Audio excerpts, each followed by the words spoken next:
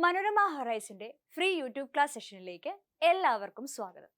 അപ്പോൾ നമ്മൾ ഇന്നത്തെ ക്ലാസ്സിൽ ഡിസ്കസ് ചെയ്യാൻ പോകുന്നത് വളരെ ഒരു കോമൺ ആയിട്ടുള്ള നമുക്ക് പരിചയമുള്ളതും എന്നാൽ ഇപ്പോഴത്തെ കാലത്തെ പിള്ളേർക്കൊക്കെ നിങ്ങൾക്കൊക്കെ അത്ര പരിചയം ഉണ്ടോ എന്ന് അറിയത്തില്ല, പക്ഷേ നമുക്ക് കുറച്ചുകൂടി പരിചയമുള്ള ഒരു ഏരിയയാണ്. അതുപോലെ തന്നെ നമ്മൾ ഇന്ത്യക്കാരാണ്, അപ്പോൾ ഇന്ത്യയുടെ തന്നെ ഒരു കൾച്ചറാണ് ഈ കൃഷി എന്ന് പറയുന്നത്, അല്ലേ? അപ്പം കൃഷി ബേസ് ചെയ്തിട്ടുള്ള കുറേ ഒരു കൾച്ചറാണ് ശരിക്കും ഇന്ത്യക്കുള്ളത്. അപ്പം അതിനെക്കുറിച്ചൊക്കെ കുറച്ചുകൂടി അറിയാനുള്ള ഒരു ചാപ്റ്ററാണ് നമ്മളുടെ ലെറ്റ്സ് റീഗെയിൻ അവർ ഫീൽഡ്സ് എന്നുള്ളത്. അപ്പം ഈ ഒരു ചാപ്റ്ററിൽ മെയിൻ ആയിട്ട് ഡിസ്കസ് ചെയ്യുന്നത് നമ്മളുടെ കൃഷിയിൽ എന്തൊക്കെ പ്രോബ്ലംസ് ഉണ്ട്, ഇന്നത്തെ ഒരു ടെക്നോളജീസ് ഒക്കെ വെച്ച് എങ്ങനെയാണ് നമുക്കതിനെ സോൾവ് ചെയ്യാൻ പറ്റുന്നത്, എങ്ങനെയാണ് നല്ല ഒരു പ്രൊഡക്ഷൻ നമുക്ക് ക്രിയേറ്റ് ചെയ്യാൻ പറ്റുന്നത്, ഇങ്ങനെയുള്ള കാര്യങ്ങളൊക്കെയാണ് നമ്മൾ ഈ ഒരു ചാപ്റ്ററിൽ മെയിൻ ആയിട്ടും ഡിസ്കസ് ചെയ്യാനായിട്ട് പോകുന്നത്. അപ്പം നമ്മൾ ആദ്യം തന്നെ പറഞ്ഞു ഇന്ത്യ ഒരു കർഷക രാജ്യം ആണെന്ന് പറഞ്ഞു. പക്ഷെ ഇന്നത്തെ കാലത്ത് നമ്മൾ നോക്കുവാണെങ്കിൽ ഈ പറയുന്ന കൃഷി ചെയ്യുന്നവരുടെ നമ്പർ എന്ന് പറയുന്നത് എന്താണ്, വളരെ കുറവാണ്, അല്ലേ? അപ്പൊ നിങ്ങളൊന്ന് ആലോചിച്ച് നോക്കിയോ, ഒരു കാലത്ത് നമ്മളുടെ നാട്ടിൽ ഒരിടത്തും ഇങ്ങനെ കൃഷി ഇല്ല എന്നുള്ളൊരു അവസ്ഥ വന്നു കഴിഞ്ഞാൽ എന്തായിരിക്കും? സിമ്പിൾ ആയിട്ട് പറഞ്ഞു കഴിഞ്ഞാൽ എല്ലാവരും പട്ടിണി കിടന്ന് മരിക്കും, അല്ലേ? കാരണം എന്താ, കൃഷി ചെയ്തില്ലെങ്കിൽ അതിന്റെ പ്രൊഡക്റ്റ് വെച്ചിട്ടാണ് നമ്മൾ ഓരോ ടൈപ്പ് ഓഫ് ഫുഡ് പ്രൊഡക്റ്റുകൾ ഉണ്ടാക്കുന്നത്, അല്ലേ? അപ്പൊ കൃഷി ചെയ്തിൽ എന്ത് സംഭവിക്കും? അതൊന്നും തന്നെ പ്രൊഡ്യൂസ് ചെയ്യാൻ പറ്റാതെ വരും. അങ്ങനെ ഫൈനലി എന്താണ്, എല്ലാവരും പട്ടിണി കിടന്ന് മരിക്കേണ്ട ഒരു അവസ്ഥ വരും. അപ്പൊ നിങ്ങൾ ഈ ഒരു ഇമേജ് നോക്കിയേ, നമ്മൾ ഈ കൃഷിയുമായി ബന്ധപ്പെട്ട് പല തരത്തിലുള്ള പ്രോസസ്സുകൾ, അതായത് നമ്മൾ കൃഷി സ്റ്റാർട്ട് ചെയ്യുമ്പോൾ മുതൽ അത് അവസാനം ഹാർവെസ്റ്റ് ചെയ്ത് നമ്മളുടെ അടുത്തേക്ക് എത്തുന്നത് വരെ ഒരു ലോങ് പ്രോസസ്സ് വഴിയാണ് ഈ പറയുന്ന നമുക്ക് വേണ്ട പ്രൊഡക്റ്റുകൾ അവർ തരുന്നത്, അല്ലെ? അപ്പൊ കൃഷിക്കാർ ചെയ്യുന്ന അല്ലെങ്കിൽ കർഷകർ ചെയ്യുന്ന ഒരു സേവനം എന്ന് പറയുന്നത് വളരെ വലുതാണ്. പക്ഷെ നമ്മൾ അതിന് മാത്രമുള്ള ഒരു ഇമ്പോർട്ടൻസ് കൊടുക്കുന്നുണ്ടോ എന്ന് ചോദിച്ചു കഴിഞ്ഞാൽ ഇല്ല എന്ന് മാത്രമേ നമുക്ക് പറയാൻ പറ്റത്തുള്ളൂ. എസ്പെഷ്യലി ഇപ്പോഴത്തെ ഒരു ജനറേഷൻ ഈ പറയുന്ന കൃഷി ചെയ്യുകയാണെന്നൊക്കെ പറയുമ്പം അവർക്കൊരു നാണക്കേട് പോലെയാണ്. പക്ഷെ ഈ പറയുന്ന കൃഷി ഇല്ലെങ്കിൽ നമ്മൾക്ക് എന്തെങ്കിലും കഴിക്കാനുള്ള കിട്ടുമോ എന്ന് ചോദിച്ചു കഴിഞ്ഞാൽ ഇല്ലതാനും. അപ്പോ ഈ പറയുന്ന കൃഷി എന്ന് പറയുമ്പം ഒരുപാട് തരത്തിൽ, അല്ലെങ്കിൽ കർഷകർ എന്ന് പറയുന്നത് ഒരുപാട് പ്രോബ്ലംസ് ഫേസ് ചെയ്തിട്ടാണ് അവര് എന്ത് ചെയ്യുന്നത്, ഈ പറയുന്ന ഇത്രയും പ്രശ്നങ്ങൾ ഉണ്ടെന്ന് പറഞ്ഞാലും അവർ കൃഷി ചെയ്യാനായിട്ട് തയ്യാറാകുന്നത്. അപ്പൊ അത്തരത്തിൽ നമ്മുടെ കർഷകർ ഫേസ് ചെയ്യുന്ന കുറച്ച് പ്രോബ്ലംസ് ആണ് ഇവിടെ എന്ത് ചെയ്തേക്കുന്നത്, ലിസ്റ്റ് ചെയ്തേക്കുന്നത്. അപ്പൊ ഒന്നാമത്തേത് നോക്കിക്കേ, ലാക്ക് ഓഫ് സ്പേസ്, അല്ലെ? കൃഷി ചെയ്യണമെങ്കിൽ എന്ത് വേണം? സ്പേസ് വേണം. ഇപ്പൊ ബിൽഡിങ്ങിന് വേണ്ടിയിട്ടും മറ്റുള്ള ആവശ്യങ്ങൾക്കൊക്കെ വേണ്ടിയിട്ട് എന്ത് ചെയ്യുന്നുണ്ട്, കൃഷി ചെയ്യുന്ന ഭൂമിയും കൂടി എന്തായിട്ട് കൺവേർട്ട് ചെയ്യുന്നു, മറ്റുള്ള പർപ്പസുകൾക്ക് വേണ്ടിയിട്ട് എന്ത് ചെയ്യുന്നുണ്ട്, യൂസ് ചെയ്യുന്നുണ്ട്. അപ്പൊ കൃഷി ചെയ്യാനായിട്ട് എന്ത് ചെയ്യുന്നില്ല, പ്രോപ്പർ ആയിട്ടുള്ള ഒരു പ്ലേസ് ഇല്ലാത്ത ഒരു പ്രശ്നമാണ്. പിന്നെ അതുപോലെ തന്നെ വിത്ത് നടുന്നത് മുതൽ അല്ലെങ്കിൽ നമ്മളൊരു കൃഷിസ്ഥലം ഒരുക്കുന്നത് മുതൽ എന്ത് ചെയ്യണം, ഹാർവെസ്റ്റ് ചെയ്യുന്നത് വരെ ഒരുപാട് ചെലവുകളുള്ള ഒരു പ്രോസസ്സാണ് എന്ന് പറയുന്നത് ഈ പറയുന്ന കൃഷി എന്ന് പറയുന്നത്, അല്ലേ? അപ്പൊ പക്ഷേ ഈ പറയുന്ന കോസ്റ്റ് ഓഫ് പ്രൊഡക്ഷൻ എന്ന് പറയുന്നത് ഭയങ്കര കൂടുതലാകുന്നത് സാധാരണ ഒരു കൃഷിക്കാരനെ സംബന്ധിച്ച് എന്താണ്, അതൊരു കാരണവശാലും എന്ത് ചെയ്യാൻ, മെയിൻറ്റെയിൻ ചെയ്ത് പോകാൻ പറ്റാത്ത ഒരു കാര്യമാണ്. അപ്പൊ അത് അവർ ഫേസ് ചെയ്യുന്ന മറ്റൊരു പ്രോബ്ലമാണ്. അതുപോലെ ക്ലൈമറ്റ് ചേഞ്ച്. നമുക്കറിയാം, നമുക്ക് ഇപ്പൊ കഴിഞ്ഞ വർഷം ഈ ഒരു സമയത്ത് ഉണ്ടായിരുന്ന ഒരു ക്ലൈമറ്റ് അല്ല ഈ വർഷം, അല്ലെ? അപ്പൊ നമുക്ക് അത്രമാത്രം ഈ ഒരു ക്ലൈമറ്റിന്റെ ചേഞ്ച് അഫക്റ്റ് ചെയ്യുന്നുണ്ടെങ്കിൽ ക്ലൈമറ്റിനെ ഒത്തിരി ഡിപ്പെൻഡ് ചെയ്യുന്ന ഒന്നാണ് ഈ പറയുന്ന കൃഷി എന്ന് പറയുന്നത്. അപ്പൊ ഈ പറയുന്ന ക്ലൈമറ്റ് ചേഞ്ച് കാരണവും ഒരുപാട് ക്രോപ്പ് ലോസും കാര്യങ്ങളും ഒക്കെ ഉണ്ടാവാനായിട്ടുള്ള ചാൻസസ് ഭയങ്കര കൂടുതലാണ്. ഇപ്പം മഴ കൂടുതൽ കിട്ടിയാലും പ്രശ്നമാണ്, കുറവ് കിട്ടിയാലും കുഴപ്പമാണ്, വെയിൽ കൂടുതൽ കിട്ടിയാൽ കുഴപ്പമാണ്, കുറവാണെങ്കിലും പ്രശ്നമാണ്. അപ്പൊ അങ്ങനെ ക്ലൈമറ്റിൽ ചേഞ്ച് വരുന്നതുകൊണ്ട് എന്തും സംഭവിക്കാം, ക്രോപ്പ് ലോസ് ഉണ്ടാവാനായിട്ടുള്ള ചാൻസ് ഉണ്ട്. ഇനി ഇതൊക്കെ മറികടന്ന് കൃഷിക്കാരെ എന്ത് ചെയ്യുവാണ്, അവർ പ്രൊഡക്റ്റ് ഒക്കെ കൊണ്ടുവന്നു. പ്രൊഡക്റ്റ് ഇപ്പം എന്താണ്, കുരുമുളകോ ഏലവോ അങ്ങനെ എന്തെങ്കിലുമൊക്കെ ഉണ്ടാക്കി കൊണ്ടുവന്നു കഴിയുമ്പോൾ എന്ത് സംഭവിക്കും, നമ്മൾ കൊണ്ടുപോയി വിപണിയിൽ അത് വിൽക്കണം, അല്ലെ? ഇത് വിൽക്കാനായിട്ട് കൊടുത്തു കഴിയുമ്പോൾ നമുക്ക് എല്ലാവർക്കും അറിയാം, കൃഷി ചെയ്യുന്ന സാധാരണക്കാരന് എന്താണ് കിട്ടുന്നത്, വളരെ കുറഞ്ഞ പ്രൈസ് ആണ് ആ ഒരു പർട്ടിക്കുലർ ആയിട്ടുള്ള ക്രോപ്പിന് കിട്ടുന്നത്, അല്ലെ? അപ്പം ഈ പറയുന്ന പ്രൈസിന് ഭയങ്കരമായിട്ട് കുറയുന്നതും ഈ പറയുന്ന കർഷകരെ ബാധിക്കുന്ന ഒരു പ്രശ്നമാണ്. അപ്പൊ ഇതിന് മെയിൻ ആയിട്ട് ഈ പറയുന്ന പ്രൈസ് ഫോൾ ചെയ്യാനുള്ള മേജർ റീസൺ എന്താണെന്ന് ചോദിച്ചു കഴിഞ്ഞാൽ ഇടനിലക്കാരായിട്ടുള്ള ഒരുപാട് ആൾക്കാർ ഇതിനിടയ്ക്ക് നിൽക്കുന്നുണ്ടായിരിക്കും. അവർ കാരണമായിരിക്കും എന്ത് സംഭവിക്കുന്നത്, കർഷകന് കിട്ടേണ്ട ആ ഒരു പർട്ടിക്കുലർ എമൗണ്ട് പോലും എന്ത് കിട്ടാത്തത്, അവർക്ക് കിട്ടാതെ വരുന്നത്. ഇനി അതുപോലെ തന്നെ നമ്മളുടെ നോർമൽ ആയിട്ടുള്ള ഒരു ക്ലൈമറ്റ് അല്ലാതെ വരുമ്പം ഒരുപാട് എൻവയോൺമെന്റൽ ഡിസ്ട്രക്ഷൻസും അതുപോലെ തന്നെ ഈ പറയുന്ന കൃഷിക്കാർക്ക് തന്നെ ഒരുപാട് ഹെൽത്ത് ഇഷ്യൂസ്, അതുപോലെ പ്ലാന്റ്സിന് പലതരത്തിലുള്ള പെസ്റ്റുകളൊക്കെ വന്ന് അറ്റാക്ക് ചെയ്ത് കഴിഞ്ഞിട്ട് അവയ്ക്കും ഒരുപാട് ഹെൽത്ത് ഇഷ്യൂസ് ഒക്കെ ഉണ്ടാകുന്നതും എന്തിനു കാരണമാകും, ഈ പറയുന്ന പ്രൊഡക്ഷന്റെ റേറ്റ് കുറയുന്നതും അതുവഴി ഇവർക്ക് ഒരുപാട് തരത്തിലുള്ള പ്രോബ്ലംസ് ഉണ്ടാകാനായിട്ടും ഒക്കെ കാരണമാകും. ഇതൊക്കെയാണ് നമ്മളുടെ കർഷകർ അല്ലെങ്കിൽ അഗ്രികൾച്ചറൽ ഫീൽഡിൽ വർക്ക് ചെയ്യുന്ന ആൾക്കാർ മേജർ ആയിട്ടും ഫേസ് ചെയ്യുന്ന ചില പ്രോബ്ലംസ് എന്ന് പറയുന്നത്. ഇതങ്ങനെ കാണാതെ പഠിച്ച് ചെയ്യേണ്ട കാര്യമോ അല്ലെങ്കിൽ എഴുതി വെക്കേണ്ട കാര്യമല്ല. നമ്മൾ ജസ്റ്റ് ഒന്ന് തിങ്ക് ചെയ്താൽ മാത്രം മതി. എന്തൊക്കെയാണ് കർഷകർ അനുഭവിക്കുന്ന പ്രശ്നങ്ങൾ എന്ന് വെച്ചാൽ നമ്മൾ തിങ്ക് ചെയ്താൽ മാത്രം, വളരെ സിമ്പിൾ ആയിട്ടുള്ള ഒരു ടോപ്പിക്കാണ് ഇതിനകത്ത് പറയുന്നത് മുഴുവൻ. അപ്പൊ കൃഷി അല്ലെങ്കിൽ അഗ്രികൾച്ചർ എന്നൊക്കെ പറയുമ്പോൾ തന്നെ നമ്മളുടെ ഫസ്റ്റ് നമ്മളുടെ മൈൻഡിലേക്ക് വരുന്നത് മണ്ണ് ആയിരിക്കും, അല്ലെ? മണ്ണായിരിക്കും. അപ്പം ഈ പറയുന്ന രണ്ട് ഇമേജസ് ഇവിടെ കൊടുത്തിട്ടുണ്ട്. ഇതിൽ ഏത് മണ്ണിലായിരിക്കും നിങ്ങൾ ഇപ്പൊ കൃഷി ചെയ്യാനായിട്ട് പോവുകയാണ് എന്നുണ്ടെങ്കിൽ നിങ്ങൾ ഈ പറയുന്ന ഏത് മണ്ണിലായിരിക്കും കൃഷി ചെയ്യാനായിട്ട് ആഗ്രഹിക്കുന്നത്? ഈ പറയുന്ന വെള്ളമൊന്നും കിട്ടാതെ നിന്ന് വിണ്ട് കീറിപ്പോയ ഈ മണ്ണിലാണോ, അതോ അത്യാവശ്യം നല്ല ന്യൂട്രിയൻസ് ഒക്കെ ഉണ്ട് എന്ന് തോന്നുന്ന ഈ ഒരു മണ്ണിലായിരിക്കോ നമ്മൾ കൃഷി ചെയ്യാൻ പോകുന്നത്? ഉറപ്പായിട്ടും നമ്മൾ ഈ പറയുന്ന രണ്ടാമത്തെ മണ്ണിലായിരിക്കും എന്ത് ചെയ്യുന്നത്, കൃഷി ചെയ്യാനായിട്ട് പോകുന്നത്. കാരണം എന്താണ്? ഇതിനകത്ത് ആ പറയുന്ന പ്ലാന്റിന് ഗ്രോ ചെയ്യാൻ ആവശ്യമായിട്ടുള്ള ന്യൂട്രിയൻസും കാര്യങ്ങളും ഒക്കെ ഉള്ളത് കൊണ്ട് തന്നെ ഉറപ്പായിട്ടും നമ്മൾ സെലക്ട് ചെയ്യുന്നത് എന്തായിരിക്കും? ഈ പറയുന്ന രണ്ടാമത്തെ മണ്ണായിരിക്കും, അല്ലെ? അതായത് നല്ല ഫെർട്ടിലിറ്റി ഉള്ള മണ്ണെന്ന് വേണമെങ്കിൽ പറയാം. അതായത് പ്ലാന്റ്സിന് ഗ്രോ ചെയ്യണമെങ്കിൽ എന്ത് വേണം? ന്യൂട്രിയൻസ് വേണം, അല്ലെ? ന്യൂട്രിയൻസ് വേണം, അതുപോലെ തന്നെ വാട്ടർ വേണം. ഇതെല്ലാം പ്രോപ്പർ ആയിട്ട് ഉള്ള മണ്ണിലായിരിക്കും എന്ത് ചെയ്യാൻ നമ്മൾ ഉദ്ദേശിക്കുന്നത്, ഈ പറയുന്ന കൃഷി ചെയ്യാനായിട്ട് നമ്മൾ ഉദ്ദേശിക്കുന്നത്. ഇനി പ്ലാന്റ്സിന് ഗ്രോ ചെയ്യണമെങ്കിൽ ന്യൂട്രിയൻസ് വേണമെന്ന് പറഞ്ഞു. ഏകദേശം മെയിൻ ആയിട്ട് 20 എലമെന്റുകളാണ് എന്തിനു വേണ്ടത്, പ്ലാന്റ്സിന് ഗ്രോ ചെയ്യാനായിട്ട് ആവശ്യമായിട്ട് വേണ്ടത്. അത്തരത്തിലുള്ള എലമെന്റ്സിനെ നമ്മൾ എസെൻഷ്യൽ എലമെന്റ്സ് എന്ന് പറയും. ഓക്കെ, ഇപ്പം എക്സാമ്പിൾ ആയിട്ട് പറയുകയാണെങ്കിൽ കാർബൺ, ഹൈഡ്രജൻ, നൈട്രജൻ, ഇതൊക്കെ എന്താണ്, എസെൻഷ്യൽ ആയിട്ടുള്ള എലമെന്റ്സ് ആണ്. ഇവയൊന്നും ഇല്ലെങ്കിൽ എന്ത് നടക്കത്തില്ല, പ്ലാന്റ്സിന് പ്രോപ്പർ ആയിട്ടുള്ള ഒരു ഗ്രോത്ത് നടക്കത്തില്ല. അപ്പൊ നിങ്ങൾ ചോദിക്കും, എങ്ങനെയാണ് ഈ പറയുന്ന മണ്ണിന് ഫെർട്ടിലിറ്റി ഉണ്ടാകുന്നത് എന്ന് നിങ്ങൾ ചോദിക്കാം. നാച്ചുറൽ ആയിട്ട് നമുക്കറിയാം ഈ പറയുന്ന മണ്ണില് മൈക്രോ ഓർഗാനിസംസ് ഉണ്ട്, അല്ലെ? ഈ മൈക്രോ ഓർഗാനിസംസ് ഡീകമ്പോസിഷൻ എന്ന് പറയുന്ന ഒരു പ്രോസസ്സ് വഴി അല്ലെങ്കിൽ ആ ഒരു പ്രോസസ്സിലൂടെയാണ് ഈ പറയുന്ന പ്ലാന്റ്സിന് വേണ്ടിയിട്ടുള്ള ന്യൂട്രിയൻസ് പ്രൊവൈഡ് ചെയ്യുന്നത്. ഓക്കെ, അല്ലെങ്കിൽ ഈ മണ്ണിലേക്ക് ന്യൂട്രിയൻസിനെ ആഡ് ചെയ്യുന്നത്. പക്ഷെ ചില സമയത്ത് ഈ പറയുന്ന എല്ലാ സമയങ്ങളിലും ഈ പറയുന്ന മണ്ണിന് നമുക്ക് ആവശ്യമുള്ള ന്യൂട്രിയൻസ് പ്രോപ്പർ ആയിട്ടുള്ള ഒരു എമൗണ്ടിൽ ഉണ്ട് എന്ന് നമുക്ക് പറയാൻ പറ്റുമോ? ഇല്ല. അപ്പൊ നമ്മൾ എന്ത് ചെയ്യും? അതായത് സോയിലിന്റെ ഫെർട്ടിലിറ്റി ഇൻക്രീസ് ചെയ്യിപ്പിക്കാൻ വേണ്ടി നമ്മൾ ഫെർട്ടിലിറ്റിക്ക് വേണ്ടി അല്ലെങ്കിൽ ആ ഫെർട്ടിലിറ്റി ഇൻക്രീസ് ചെയ്യിപ്പിക്കാൻ വേണ്ടി എന്തെങ്കിലും സബ്സ്റ്റൻസുകൾ എന്ത് ചെയ്യും, ആഡ് ചെയ്ത് കൊടുത്തോണ്ടേയിരിക്കും, അല്ലെ? അത്തരത്തിലുള്ള സബ്സ്റ്റൻസുകളെയാണ് നമ്മൾ ഫെർട്ടിലൈസേഴ്സ് എന്ന് പറയുന്നത്. അത് ചിലപ്പം ബയോ ഫെർട്ടിലൈസേഴ്സ് ആയിരിക്കാം, അല്ലെങ്കിൽ കെമിക്കൽ ഫെർട്ടിലൈസേഴ്സ് ആയിരിക്കാം. ബയോ ഫെർട്ടിലൈസേഴ്സ് എന്ന് വെച്ചാൽ എന്താണ്? നമ്മൾ നാച്ചുറൽ ആയിട്ട് കിട്ടുന്ന കാര്യങ്ങളെയൊക്കെ ഡീകമ്പോസ് ചെയ്ത് എന്ത് ചെയ്യാണ്, നമ്മൾ മണ്ണിലേക്ക് ആഡ് ചെയ്യുകയാണ്. ഇപ്പൊ എക്സാമ്പിൾ ആയിട്ട് പറയുവാണെങ്കിൽ നമ്മൾ മണ്ണിര കമ്പോസ്റ്റ് വഴി കിട്ടുന്ന കമ്പോസ്റ്റ്, ഈ കമ്പോസ്റ്റ് നമ്മൾ എന്ത് ചെയ്യും, മണ്ണിലേക്ക് ആഡ് ചെയ്ത് വിടുവാണ്. അതിനകത്ത് പ്രത്യേകിച്ച് കെമിക്കൽസോ കാര്യങ്ങളോ ഒന്നും ആഡ് ചെയ്തിട്ടില്ല.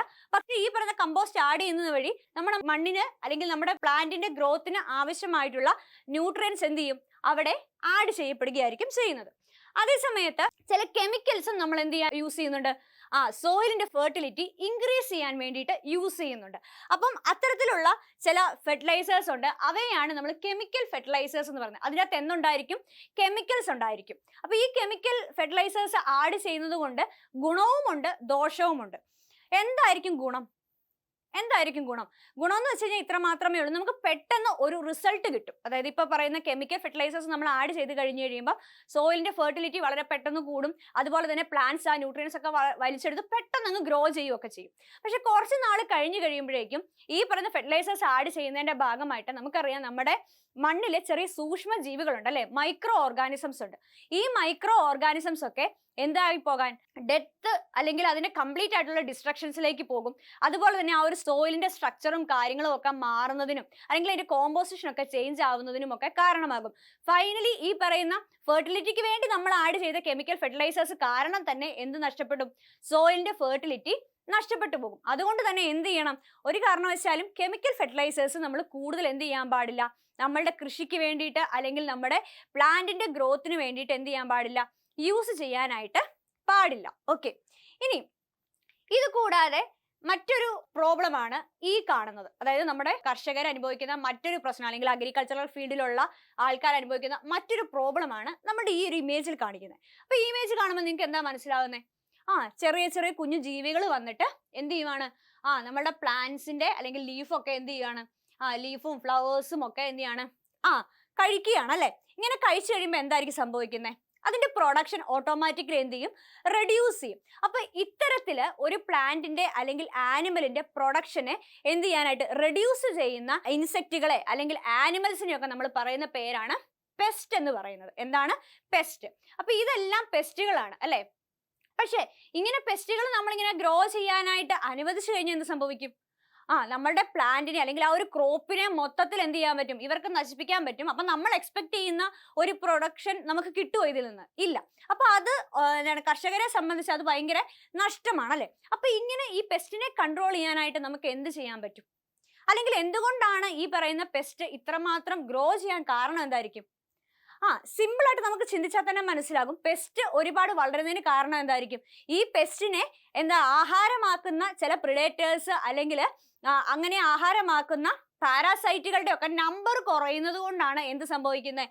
ഈ പറയുന്ന പെസ്റ്റുകളുടെ നമ്പർ കൂടുന്നത്. അപ്പൊ നമ്മൾ എന്ത് ചെയ്യണം? നാച്ചുറൽ ആയിട്ടുള്ള ഇതിനു വേണ്ടിയിട്ടുള്ള നാച്ചുറൽ എനിമീസിനെ നമ്മൾ എന്ത് ചെയ്യണം? യൂസ് ചെയ്യണം അല്ലെ. നാച്ചുറൽ എനിമീസ് എന്ന് വെച്ച് കഴിഞ്ഞാൽ എന്തായിരിക്കും? അപ്പം നമുക്ക് ഈ പറയുന്ന പെസ്റ്റിനെ കൺട്രോൾ ചെയ്യാൻ വേണ്ടിയിട്ട് അവയെ ആഹാരമാക്കുന്ന അല്ലെങ്കിൽ പെസ്റ്റിനെ ആഹാരമാക്കുന്ന ചില പ്രിഡേറ്റേഴ്സിനെ അല്ലെങ്കിൽ പാരാസൈറ്റുകളെ ഒക്കെ എന്ത് ചെയ്യണം? നമ്മൾ ഇൻട്രൊഡ്യൂസ് ചെയ്യണം. ഇപ്പൊ എക്സാമ്പിൾ ആയിട്ട് നമ്മൾ പറയുകയാണെങ്കിൽ നമ്മുടെ തവളയൊക്കെ എന്ത് ചെയ്യണം? ഇതുപോലത്തെയുള്ള കുഞ്ഞു കുഞ്ഞു ഇൻസെക്റ്റുകളെ കഴിക്കുന്നവരാണ്. അതുപോലെ ചില ബേർഡ്സ് ഒക്കെ എന്ത് ചെയ്യുന്നുണ്ട്? ഇത്തരത്തിലുള്ള പെസ്റ്റുകളെ എന്താണ് ആഹാരമാക്കുന്നതാണ്. അപ്പൊ അങ്ങനെ നമ്മൾ ഈ പറയുന്ന നാച്ചുറൽ ആയിട്ടുള്ള എനിമീസിനെ എന്ത് ചെയ്യണം? നമ്മളുടെ അഗ്രികൾച്ചറൽ ഫീൽഡിലേക്ക് എന്ത് ചെയ്യണം? ഇൻട്രൊഡ്യൂസ് ചെയ്ത് കഴിഞ്ഞാൽ ഒരു പരിധി വരെ നമുക്ക് എന്ത് ചെയ്യാൻ പറ്റും? പെസ്റ്റിനെ നമുക്ക് മാനേജ് ചെയ്യാനായിട്ട് പറ്റും.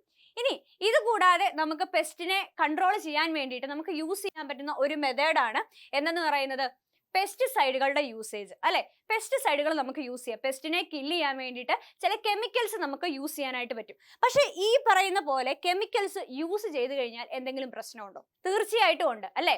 കാരണം നമുക്കറിയാം, നമ്മൾ ഇങ്ങനെ പെസ്റ്റിനെ കൺട്രോൾ ചെയ്യാൻ വേണ്ടിയിട്ട് നമ്മൾ എന്ത് ചെയ്യണം? പെസ്റ്റിസൈഡ് ഇങ്ങനെ ആഡ് ചെയ്ത് വിടുന്നു. ഇങ്ങനെ ആഡ് ചെയ്ത് വിട്ട് കഴിഞ്ഞ് കഴിയുമ്പം ഒരു പ്രശ്നമുണ്ട്. ഇതിനകത്ത് നമ്മൾ ടാർഗറ്റ് ചെയ്യാത്ത കുറച്ച് ഓർഗാനിസംസ് ഉണ്ട് അല്ലെ. ഇങ്ങനെ ടാർഗറ്റ് ചെയ്യാത്ത ഓർഗാനിസത്തിനെ എന്ത് ചെയ്യും? അത് പോയിട്ട് അറ്റാക്ക് ചെയ്യും. അതുപോലെ തന്നെ നമ്മൾ ഈ പറഞ്ഞ ഈ ഒരു പെസ്റ്റിസൈഡ് യൂസ് ചെയ്യുമ്പോൾ നമ്മൾ എന്ത് ചെയ്യാണ്? ഇതിനെ ഇങ്ങനെ ഇൻഹെയിൽ ചെയ്ത് നമ്മുടെ ബോഡിയിലേക്ക് ഇങ്ങനെ കടത്തി വിട്ടോണ്ടിരിക്കുകയാണ് അല്ലെ. കുറച്ച് നാൾ കഴിഞ്ഞ് കഴിയുമ്പോൾ പലതരത്തിലുള്ള രോഗങ്ങൾ നമുക്കുണ്ടാവാനായിട്ടുള്ള ചാൻസ് ഉണ്ട് അല്ലെ. അതുപോലെ തന്നെ എയർ പൊല്യൂഷൻ, വാട്ടർ പൊല്യൂഷൻ, അങ്ങനെയുള്ള ഒരുപാട് പ്രോബ്ലംസ് ഈ പറയുന്ന ഒരു പെസ്റ്റിസൈഡ് യൂസ് ചെയ്യുന്നത് കൊണ്ട് ഉണ്ട്. അപ്പം ഇതിന് പകരമായിട്ട് നമുക്ക് എന്ത് മെത്തേഡാണ്, അതായത് വലിയധികം നേച്ചറിനൊന്നും വലിയ പ്രശ്നമൊന്നും ഇല്ലാതെ എങ്ങനെയായിരിക്കും നമുക്ക് പെസ്റ്റിനെ കൺട്രോൾ ചെയ്യാനായിട്ട് പറ്റുന്നത്?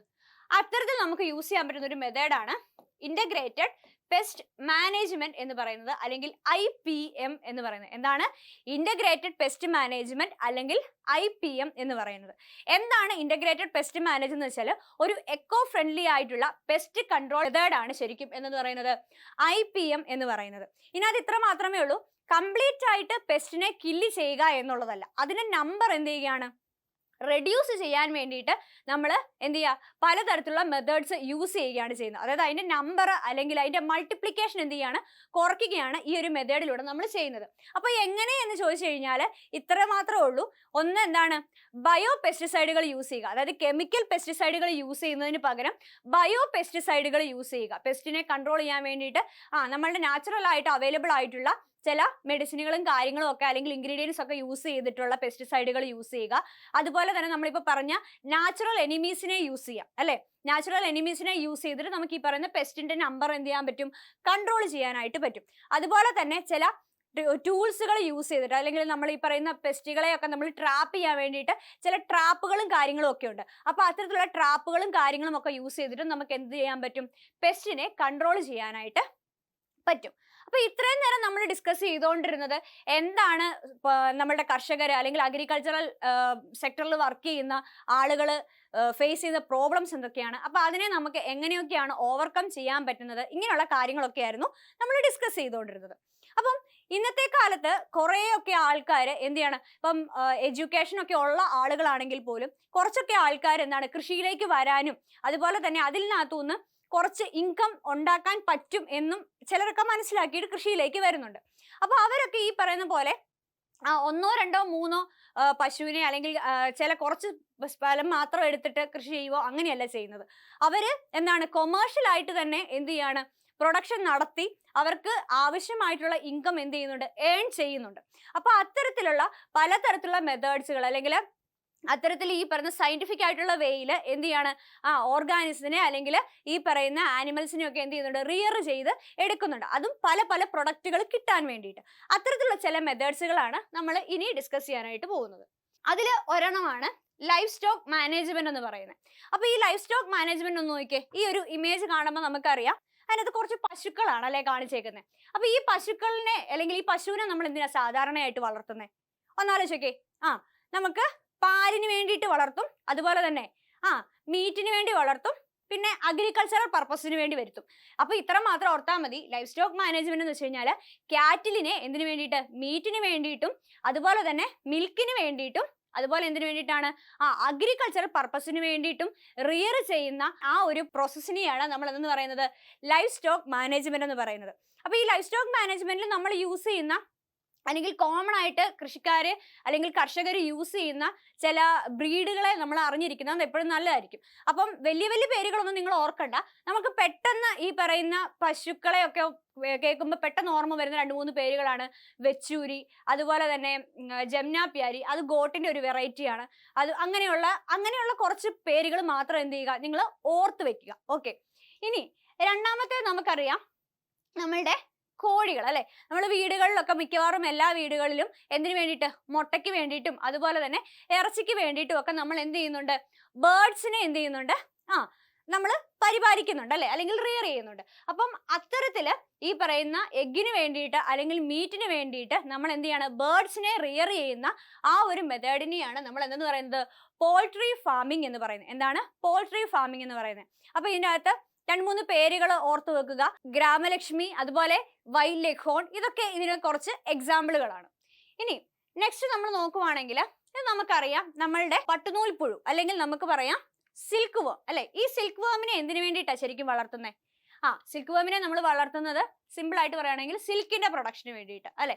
സിൽക്കിന്റെ പ്രൊഡക്ഷന് വേണ്ടിയിട്ട് ഈ പറയുന്ന സിൽക്ക് വേംസിനെ നമ്മൾ റിയർ ചെയ്യുന്ന പ്രോസസ്സിനെ നമ്മൾ സയന്റിഫിക് ആയിട്ടുള്ള ആ ഒരു റിയറിങ്ങിനെ പറയുന്ന പേരാണ് സെറികൾച്ചർ എന്ന് പറയുന്നത്. എന്താണ് സെറികൾച്ചർ എന്ന് പറയുന്നത്? അപ്പൊ ഈ സെറികൾച്ചറിൽ എന്താണ് പർപ്പസ്? സിൽക്കിന്റെ പ്രൊഡക്ഷൻ ആണ് പർപ്പസ് എന്ന് പറയുന്നത്. അത് എന്തിൽ നിന്നാണ് പ്രൊഡ്യൂസ് ചെയ്യുന്നത്? സിൽക്ക് വേമിൽ നിന്നും. അപ്പൊ അത് വെച്ചിട്ട് എന്ത് ചെയ്യുക, ഡെഫിനിഷൻ നമ്മൾ ക്രിയേറ്റ് ചെയ്യുക. സെറികൾച്ചർ എന്ന് വെച്ച് കഴിഞ്ഞാൽ സിൽക്ക് വേംസിനെ എന്ത് ചെയ്യുന്നു, റിയർ ചെയ്യുന്നതിന് വേണ്ടിയിട്ടാ, സിൽക്കിന്റെ പ്രൊഡക്ഷന് വേണ്ടിയിട്ട് റിയർ ചെയ്യുന്ന ആ ഒരു സയന്റിഫിക് മെത്തേഡിനെയാണ് നമ്മൾ സെറികൾച്ചർ എന്ന് പറയുന്നത്. ഇനി നെക്സ്റ്റ് ആണ് പിസികൾച്ചർ. ഇതിനകത്ത് നിങ്ങൾക്ക് കാണുമ്പോൾ തന്നെ അറിയാം പിസികൾച്ചർ എന്ന് വെച്ചാൽ എന്തായിരിക്കും? ഫിഷസിനെ ആയിരിക്കും ഇവിടെ എന്ത് ചെയ്യുന്നത്, റിയർ ചെയ്യുന്നത്. അപ്പൊ ഈ ഫിഷസിനെ എന്തിനു വേണ്ടിയിട്ടായിരിക്കും മെയിൻ ആയിട്ടും റിയർ ചെയ്യുന്നത്? ഒന്നാമത്തേത് നമ്മൾക്ക് മീറ്റിന് വേണ്ടി അല്ലെങ്കിൽ ഫിഷിന്റെ മീറ്റിന് വേണ്ടിയിട്ട് യൂസ് ചെയ്യാം. ഇത് കൂടാതെ തന്നെ ഓർണമെന്റൽ ആയിട്ടുള്ള കുറെ ഫിഷസുകളെ നമ്മൾ എന്ത് ചെയ്യുന്നുണ്ട്, വളർത്തുന്നുണ്ട്. അതുപോലെ നല്ല വിലയുള്ള കുറെ മീനുകളുണ്ട്. ഇപ്പൊ എക്സാമ്പിൾ ആയിട്ട് പറയുന്നത് നമ്മുടെ കരിമീൻ അല്ലെ. കരിമീനൊക്കെ നമ്മൾ കഴിക്കാൻ വേണ്ടി നമ്മുടെ വിദേശത്തു നിന്ന് തന്നെ ആൾക്കാർ ഇങ്ങോട്ടേക്ക് വരുന്നുണ്ട്. അപ്പൊ അതിനെയൊക്കെ എന്ത് ചെയ്യുന്നുണ്ട് നമ്മൾ സയന്റിഫിക് ആയിട്ടുള്ള രീതിയിൽ, അതിപ്പം കുളങ്ങളിലായിരിക്കാം, അല്ലെങ്കിൽ പാടി ഫീൽഡുകളിലായിരിക്കാം, അല്ലെങ്കിൽ ആർട്ടിഫിഷ്യൽ ആയിട്ട് നമ്മൾ ക്രിയേറ്റ് ചെയ്യുന്ന പോണ്ടിലായിരിക്കാം, അല്ലെങ്കിൽ ടാങ്കുകളിലായിരിക്കാം, അങ്ങനെയൊക്കെ റിയർ ചെയ്യുന്ന ആ ഒരു മെത്തേഡിനെയാണ് നമ്മൾ പിസികൾച്ചർ എന്ന് പറയുന്നത്. പിന്നെ നെക്സ്റ്റ് ആണ് എപ്പികൾച്ചർ എന്ന് പറയുന്നത്. എപ്പികൾച്ചർ എന്തിനു വേണ്ടിയിട്ടാ? ഈ ഒരു ഇമേജ് നോക്കി, എപ്പികൾച്ചർ എന്തുമായിട്ട് റിലേറ്റ് ചെയ്തായിരിക്കും? നമ്മളുടെ തേനീച്ച. സയന്റിഫിക് ആയിട്ട് നമ്മൾ തേനീച്ചകളെ റിയർ ചെയ്യുന്ന അല്ലെങ്കിൽ ഹണി ബീസിനെ റിയർ ചെയ്യുന്ന പ്രോസസ്സിനെയാണ് നമ്മൾ എപ്പികൾച്ചർ എന്ന് പറയുന്നത്. എപ്പികൾച്ചർ ശരിക്കും എന്തിനു വേണ്ടിയിട്ടായിരിക്കും ചെയ്യുന്നത്? സിമ്പിൾ ആയിട്ട് പറയുകയാണെങ്കിൽ ഹണീനെ കിട്ടാൻ വേണ്ടിയിട്ട് അല്ലെ, തേൻ കിട്ടാൻ വേണ്ടിയിട്ടായിരിക്കും ചെയ്തത്. ഇത് കൂടാതെ തന്നെ നമുക്ക് ഹണിയുടെ വാക്സും നമുക്ക് പല പർപ്പസുകൾക്ക് വേണ്ടിയിട്ട് യൂസ് ചെയ്യാം. അതുപോലെ തന്നെ ഈ പറയുന്ന ഹണി എന്ന് പറയുന്നതിനെ പലതരത്തിലുള്ള മെഡിസിനൽ പർപ്പസിന് വേണ്ടി നമ്മൾ യൂസ് ചെയ്യുന്നുണ്ട്. അതുമല്ല നമ്മളിപ്പോൾ ശ്രദ്ധിച്ചു കഴിഞ്ഞു കഴിഞ്ഞാൽ നമുക്ക് ഏറെക്കുറെ മനസ്സിലാകാൻ പറ്റും. ഇപ്പം റബ്ബറൊക്കെ ഒരുപാട് ഉള്ള വീടുകളിലൊക്കെ നോക്കിക്കഴിഞ്ഞാൽ അറിയാം, എല്ലാ റബ്ബർ ചെടികൾക്കും ഇടയ്ക്ക് ഈ പറയുന്ന ബീ ഹൈവ്സ് കൊണ്ട് വെക്കുന്നുണ്ട്. അത് ശരിക്കും പറഞ്ഞാൽ എന്താണ്, എപ്പികൾച്ചർ ആണ് അല്ലെ. കാരണം വളരെ നമുക്കൊരു ഇടവേളയായിട്ട് വേണമെങ്കിൽ നമുക്ക് ഈ പറയുന്ന എപ്പികൾച്ചർ ചെയ്യാൻ പറ്റും. നമുക്ക് പ്രത്യേകിച്ച് ചെലവുകളൊന്നുമില്ല. അവർ സ്വന്തമായിട്ട് പോയി വേണ്ട പോളനോ അല്ലെങ്കിൽ പോളൻ ഗ്രെയിൻസ് ഒക്കെ കളക്ട് ചെയ്ത് കൊണ്ടുവന്നോളും, തേനൊക്കെ ശേഖരിച്ച് കൊണ്ടുവന്ന് അവരുടെ കാര്യങ്ങളൊക്കെ നോക്കിക്കോളും. പ്രത്യേകിച്ച് നമുക്ക് വലിയ ചെലവുള്ള കാര്യമൊന്നുമല്ല. പക്ഷെ ഇതിന്റെ അകത്തൊന്നും വരുമാനം നല്ല രീതിയിൽ നമുക്ക് ഉണ്ടാക്കാനായിട്ട് പറ്റും. അപ്പൊ ഇതിനകത്ത് പലതരത്തിലുള്ള ബ്രീഡുകളെ അല്ലെങ്കിൽ സ്പീഷീസുകളെ ഈ പറയുന്ന എപ്പികൾച്ചറിന് വേണ്ടിയിട്ടും യൂസ് ചെയ്യാറുണ്ട്.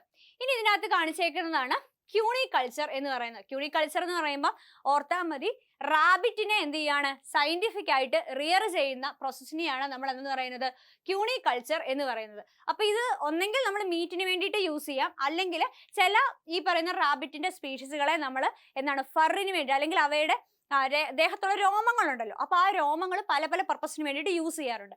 അതിന് വേണ്ടിയിട്ടും എന്ത് യൂസ് ചെയ്യുന്നുണ്ട്, ഈ പറയുന്ന ക്യൂണിക്കൾച്ചർ അല്ലെങ്കിൽ നമ്മുടെ റാബിറ്റിന്റെ റിയറിങ് നടത്താറുണ്ട്. ഇനി നെക്സ്റ്റ് നമുക്ക് ഏറ്റവും ഇഷ്ടപ്പെട്ട നമ്മുടെ വീടിനൊക്കെ ചുറ്റും കാണപ്പെടുന്ന കുറെ ഫ്ലവേഴ്സും കാര്യങ്ങളും ഒക്കെ എല്ലാവരും വെച്ച് പിടിപ്പിക്കും അല്ലെ. പക്ഷെ അതല്ല ശരിക്കും ഫ്ലോറിക്കൾച്ചർ എന്ന് പറയുന്നത്. കൊമേഴ്ഷ്യൽ ബേസിസിൽ നമ്മൾ എന്ത് ചെയ്യാണ്, ഫ്ലവറിംഗ് പ്ലാന്റ്സിനെ എന്ത് ചെയ്യാണ്, വളർത്തുകയാണ്, അല്ലെങ്കിൽ നമ്മൾ അതിനെ പരിപാലിച്ചു പോകുന്നു. എന്നിട്ട് അതിന്റെ അകത്തൊന്നും എന്താണ്, ഇൻകം ഏൺ ചെയ്യുവാണ് ചെയ്യുന്നത്. അപ്പൊ ഇതിനകത്ത് വേണമെങ്കിൽ നമുക്ക് ജാസ്മിൻ, അതുപോലെ തന്നെ നമുക്കറിയാം ഓണക്കാലം ഒക്കെ എത്തുമ്പോഴേക്കും നമ്മൾ പൂവ് മേടിക്കാൻ വേണ്ടി തമിഴ്നാട്ടിലോട്ട് പോകും, അല്ലെങ്കിൽ തമിഴ്നാട്ടിൽ നിന്ന് പൂ വന്നാലേ നമുക്ക് എന്ത് ചെയ്യാൻ പറ്റത്തുള്ളൂ, അത്തപ്പൂക്കൾ ഇടാനായിട്ട് പറ്റത്തുള്ളൂ അല്ലെ. അപ്പൊ അവരെന്താണ്, അവർക്ക് നമുക്ക് വേണ്ടിയിട്ടുള്ള ഒരു ആവശ്യത്തിന് അവരെന്ത് ചെയ്യാണ്, അവരവിടെ പ്രൊഡ്യൂസ് ചെയ്ത് എടുത്തത് കൊണ്ടാണ് നമുക്കത് അവിടെ കിട്ടിയത്. അപ്പൊ അത്തരത്തില് കൊമേഴ്ഷ്യൽ ബേസിസിൽ നമ്മൾ എന്ത് ചെയ്യണം, ഫ്ലവറിംഗ് പ്ലാന്റ്സിനെ എന്ത് ചെയ്യാണ്, പ്രൊട്ടക്ട് ചെയ്യുന്ന അല്ലെങ്കിൽ അതിനെ പരിപാലിച്ചു പോകുന്ന അതിനെയാണ് നമ്മൾ എന്തെന്ന് പറയുന്നത്, ഫ്ലോറികൾച്ചർ എന്ന് പറയുന്നത്. നെക്സ്റ്റ് ആണ് മഷ്റൂം കൾച്ചർ എന്ന് പറയുന്നത്. എന്താണ് മഷ്റൂം കൾച്ചർ? നമ്മൾ എല്ലാവരും കേട്ടിട്ടുള്ളതും ഇപ്പം ഒരുപാട് പേര് എന്ത് ചെയ്യുന്ന ഒത്തിരി പേരും ഇൻട്രസ്റ്റോടെ മുമ്പോട്ട് വരുന്ന ഒന്നാണ് ഈ പറയുന്ന മഷ്റൂം കൾച്ചർ എന്ന് പറയുന്നത്. മഷ്റൂം എന്തിനു വേണ്ടിയിട്ടാ? മഷ്റൂം ഒരു ഫംഗിയാണ്. അതുപോലെ തന്നെ നമുക്ക് ഇതിനെ നല്ല ടേസ്റ്റി ഫുഡ് ഐറ്റം ആയിട്ടും എന്ത് ചെയ്യാൻ പറ്റും, നമുക്ക് യൂസ് ചെയ്യാനായിട്ട് പറ്റും. അപ്പൊ അത്തരത്തില് സയന്റിഫിക് ആയിട്ട് എന്ത് ചെയ്യാണ്, ഈ പറയുന്ന മഷ്റൂമിനെ എന്ത് ചെയ്യാണ്, കൾട്ടിവേറ്റ് ചെയ്യുന്ന അല്ലെങ്കിൽ കൾട്ടിവേറ്റ് ചെയ്യുന്ന ആ ഒരു പ്രോസസ്സിനെയാണ് നമ്മൾ മഷ്റൂം കൾച്ചർ എന്ന് പറയുന്നത്. ഇപ്പൊ നമ്മൾ പാൽക്കൂൺ, ചിപ്പിക്കൂൺ, അങ്ങനത്തെ കുറെ കൂണുകളുടെ വെറൈറ്റീസ് എന്ത് ചെയ്യുന്നുണ്ട്, ഇത്തരത്തിൽ നമ്മൾ പ്രൊഡ്യൂസ് ചെയ്ത് എടുക്കുന്നുണ്ട്. ഇനി നെക്സ്റ്റ് ആണ് ഹോർട്ടിക്കൾച്ചർ എന്ന് പറയുന്നത്. ഹോർട്ടിക്കൾച്ചർ ഇത്ര മാത്രമേ ഉള്ളൂ, നമ്മളുടെ ഫ്രൂട്ട്സ് അല്ലെങ്കിൽ വെജിറ്റബിൾസ് ഒക്കെ തരുന്ന പ്ലാന്റ്സിനെ നമ്മൾ എന്ത് ചെയ്യണം, കൾച്ചർ ചെയ്ത് അല്ലെങ്കിൽ ഒരു കൊമേഴ്ഷ്യൽ ബേസിസിൽ കൾച്ചർ ചെയ്തെടുക്കുന്നതിനെയാണ് നമ്മൾ എന്തെന്ന് പറയുന്നത്, ഹോർട്ടിക്കൾച്ചർ എന്ന് പറയുന്നത്. ഓക്കെ, അപ്പം ഇതാണ് ഹോർട്ടിക്കൾച്ചർ. അപ്പൊ അതിനകത്ത് എക്സാമ്പിൾ ആയിട്ട് നമ്മൾ എഴുതുമ്പോൾ ഏത് ഫ്രൂട്ട്സും ഏത് വെജിറ്റബിൾസും എഴുതിയാലും എക്സാമ്പിളുകളാണ്. നെക്സ്റ്റ് ആണ് മെഡിസിനൽ പ്ലാന്റ്സിന്റെ കൾട്ടിവേഷൻ. നമുക്ക് എല്ലാവർക്കും അറിയാം ഇന്ത്യ എന്ന് പറയുന്നത് ഒരു ആയുർവേദ ബേസും കൂടി ഉള്ള ഒരു രാജ്യമാണ് അല്ലെ. അപ്പൊ നമ്മൾ ഈ പറയുന്ന എന്തൊക്കെ അസുഖം വന്നാലും അതിനകത്തൊന്ന് ആയുർവേദം പരീക്ഷിക്കാൻ നമ്മളും ആഗ്രഹിക്കും. അതുപോലെ തന്നെ ഒറ്റമൂലികളൊക്കെ ആയിട്ട് ഇപ്പൊ പനിയോ ജലദോഷമോ ഒക്കെ വന്നു കഴിയുമ്പോഴേക്കും ഒറ്റമൂലിയായിട്ട് നമ്മൾ പലതരത്തിലുള്ള എന്ത് യൂസ് ചെയ്യുന്നുണ്ട്, ഇതുപോലെയുള്ള മെഡിസിനൽ പ്ലാന്റുകളെ യൂസ് ചെയ്യാറുണ്ട്. അപ്പൊ അത്തരത്തില് പല രോഗങ്ങൾക്ക് വേണ്ടിയിട്ടും അല്ലെങ്കിൽ എന്തെങ്കിലും ഒരു കണ്ടീഷനെ ക്യൂർ ചെയ്യാൻ വേണ്ടിയിട്ടൊക്കെ നമ്മൾ ഇത്തരത്തിലുള്ള മെഡിസിനൽ പ്ലാന്റ്സിനെ കൾട്ടിവേറ്റ് ചെയ്യുന്നതിനെയാണ് നമ്മൾ മെഡിസിനൽ പ്ലാന്റ് കൾട്ടിവേഷൻ എന്ന് പറയുന്നത്. എക്സാമ്പിൾ ആയിട്ട് ചോദിക്കുവാണെങ്കിൽ നമുക്ക് ഇഷ്ടം പോലെ എഴുതാൻ അറിയാം. അലോവേര എഴുതാം, തുളസി എഴുതാം, അങ്ങനെയുള്ള എക്സാമ്പിളുകൾ നമുക്ക് ഏകദേശം ആയുർവേദത്തിന് വേണ്ടി യൂസ് ചെയ്യുന്ന ഏത് പ്ലാന്റിനെയും നമുക്ക് എന്ത് ചെയ്യാൻ പറ്റും, ഇതിനകത്ത് നമുക്ക് എക്സാമ്പിൾ ആയിട്ട് കൊടുക്കാനായിട്ട് പറ്റും. അപ്പൊ ഈ ഒരു പോർഷൻ എന്ന് പറയുന്നത് വളരെ ഇമ്പോർട്ടന്റ് ആണ്. കാരണം ഇതിനകത്തെ എക്സാമ്പിളുകൾ, അതുപോലെ തന്നെ ഡെഫിനിഷൻ, അതുപോലെ ഫിൽ ഇൻ ദ ബ്ലാങ്ക്സ്, അങ്ങനെയുള്ള കുറെ കാര്യങ്ങൾ ഈ ഒരു പോർഷനിൽ നിന്നും ചോദിക്കാനായിട്ടുള്ള ചാൻസ് ഉണ്ട്. ഇപ്പൊ എക്സാമ്പിൾ ആയിട്ട് പറയുകയാണെങ്കിൽ ക്യൂണിക്കൾച്ചർ എന്ന് പറഞ്ഞു കൊടുത്തിട്ട് മാച്ച് ദ ഫോളോയിങ്ങിന്റെ അകത്ത് ചിലപ്പം റാബിറ്റ് ഉണ്ടായിരിക്കും, അതുപോലെ നമ്മുടെ സിൽക്ക് വാം ഉണ്ടായിരിക്കും, കാറ്റിൽ ഉണ്ടായിരിക്കും, ഇങ്ങനെ കുറെ എണ്ണം കൊടുക്കും. അപ്പൊ നമ്മൾ ഫില്ല് ചെയ്യേണ്ടത് എങ്ങനെയാണ്, നമ്മൾ ക്യൂണിക്കൾച്ചർ എന്ന് പറഞ്ഞാൽ എന്തുമായിട്ട് റിലേറ്റഡ് ആണ്, റാബിറ്റുമായിട്ട്. അപ്പൊ നമ്മൾ ഈ പറയുന്ന പോലെ മാച്ച് ദ ഫോളോയിങ്ങും അതുപോലെ ഫിൽ ഇൻ ദ ബ്ലാങ്ക്സും ഒക്കെ വരാൻ ചാൻസ് ഉള്ള ഒരു പോർഷൻ ആണ് ഈ പറയുന്ന പോർഷൻ എന്ന് പറയുന്നത്. ഓക്കെ, അപ്പം ഇത്രയും നേരം നമ്മൾ ഈ പറയുന്ന കുറെ നമ്മളുടെ ഇപ്പോഴത്തെ തേർഡ്സ് എന്തൊക്കെയാണ്, നമ്മളുടെ ഫാമേഴ്സ് ഫേസ് ചെയ്യുന്ന പ്രോബ്ലംസ് എന്തൊക്കെയാണ്, അതിനെ നമുക്ക് എങ്ങനെ ഓവർകം ചെയ്യാം, ഇതൊക്കെയാണ് നമ്മൾ ഡിസ്കസ് ചെയ്തുകൊണ്ടിരുന്നത്. ഇനി നമുക്കറിയാം ഈ പറയുന്ന ഫാമേഴ്സ് ഒരുപാട് തരത്തിലുള്ള പ്രോബ്ലംസ് ഫേസ് ചെയ്തതിൽ ഏറ്റവും ഇമ്പോർട്ടൻ്റ് ആയിട്ടുള്ള ഒരു പ്രോബ്ലം അവർ ഫേസ് ചെയ്യുന്നതാണ് ക്ലൈമറ്റിൽ വരുന്ന ചേഞ്ച് എന്ന് പറയുന്നത്. ഓക്കെ, അപ്പൊ അത്തരത്തില് ക്ലൈമറ്റിൽ വരുന്ന ചേഞ്ച് ഒക്കെ കാരണം ഒരുപാട് തരത്തിലുള്ള ലോസും കാര്യങ്ങളും ഒക്കെ ഈ പറയുന്ന കർഷകർക്ക് ഉണ്ടാവാം. അപ്പൊ അത്തരത്തില് ഈ പറയുന്ന ആ ഒരു ലോസ് ഉണ്ടാവാതിരിക്കാൻ വേണ്ടിയിട്ട് ചില മോഡേൺ ടെക്നോളജീസ് ഒക്കെ യൂസ് ചെയ്തിട്ട് നമുക്ക് ഈ പറയുന്ന ആ ഒരു അഗ്രികൾച്ചർ അല്ലെങ്കിൽ ആ ഒരു പ്രോസസ്സിനെ നമുക്ക് എന്ത് ചെയ്യാൻ പറ്റും, കുറച്ചുകൂടെ ലാഭകരമാക്കാനായിട്ട് പല തരത്തിലുള്ള ടെക്നിക്കുകൾ ഇപ്പം നിലനിൽക്കുന്നുണ്ട്. അത്തരത്തിലുള്ള ചില ടെക്നിക്കുകളെയാണ് നമ്മൾ ഇപ്പൊ പരിചയപ്പെടാനായിട്ട് പോകുന്നത്. അത്തരത്തിലൊരു ടെക്നിക്കാണ് പോളി ഹൗസ് ഫാമിംഗ് എന്ന് പറയുന്നത്. എല്ലാവരും കണ്ടിട്ടുണ്ടായിരിക്കും. ഈ ഒരു ഇമേജ് കാണുമ്പോൾ തന്നെ അറിയാം, നമ്മൾ കൃഷി ചെയ്യാനായിട്ട് ഉദ്ദേശിക്കുന്ന ആ ഒരു ക്രോപ്പ് ഫീൽഡിനെ പാർഷ്യലായിട്ടോ അല്ലെങ്കിൽ കംപ്ലീറ്റ് ആയിട്ടോ പോളിത്തീൻ ഷീറ്റ് കൊണ്ട് എന്ത് ചെയ്തേക്കാണ്, കവർ ചെയ്തേക്കാണ് അല്ലെ. ഇതിനകത്ത് നോക്കിക്കേ, ഫുൾ കവർ ചെയ്തേക്കുവാണ്. എന്നിട്ട് നമുക്ക് വേണ്ട ആ ഒരു പർട്ടിക്കുലർ ആയിട്ടുള്ള ക്രോപ്പിനെ നമ്മൾ ഈ പറയുന്ന പോളിത്തീൻ ഷീറ്റിനകത്ത് എന്ത് ചെയ്യാണ്, നമ്മൾ ഗ്രോ ചെയ്യിക്കുന്നു. എന്നിട്ട് ആവശ്യമായിട്ടുള്ള ന്യൂട്രിയൻസും കാര്യങ്ങളും ഒക്കെ കൊടുത്തിട്ട് അതിനെ വളർത്തുന്നു.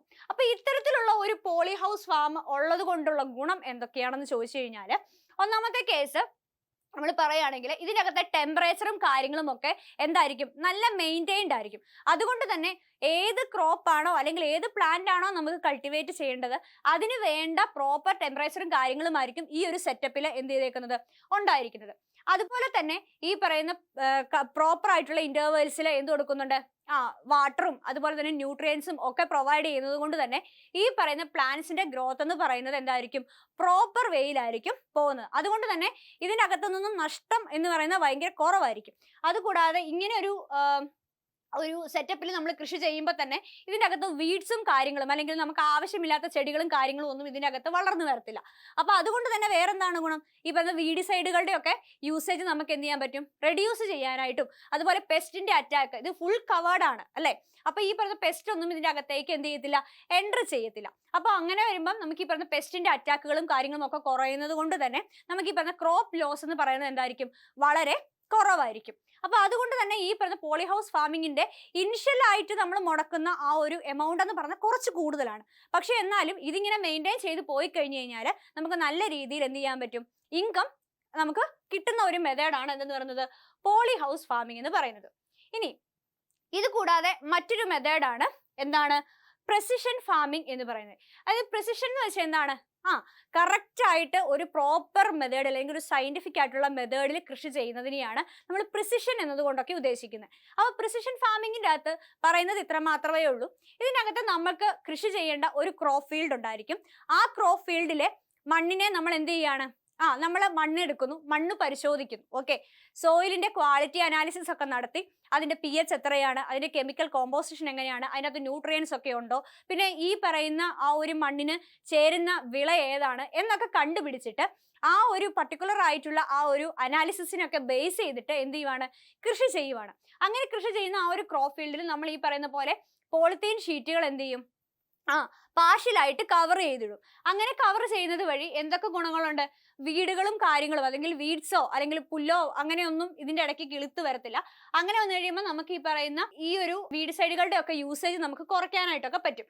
അതുപോലെ തന്നെ ചില പർട്ടിക്കുലർ ആയിട്ടുള്ള ക്രോപ്പുകളായിരിക്കും നമ്മൾ ഇവിടെ യൂസ് ചെയ്യുന്നത്. അപ്പൊ ഇതിനകത്തൊന്നും മാക്സിമം എമൗണ്ട് നമുക്ക് എന്ത് ചെയ്യാൻ പറ്റും, പ്രൊഡക്റ്റ് കിട്ടാനായിട്ടുള്ള ചാൻസസ് ഭയങ്കര കൂടുതലുമായിരിക്കും. അപ്പൊ ഇതാണ് പ്രിസിഷൻ ഫാമിംഗ് എന്ന് പറയുന്നത്. പ്രിസിഷൻ ഫാമിങ്ങിന് ഇത്രമാത്രം ഓർത്താൽ മതി.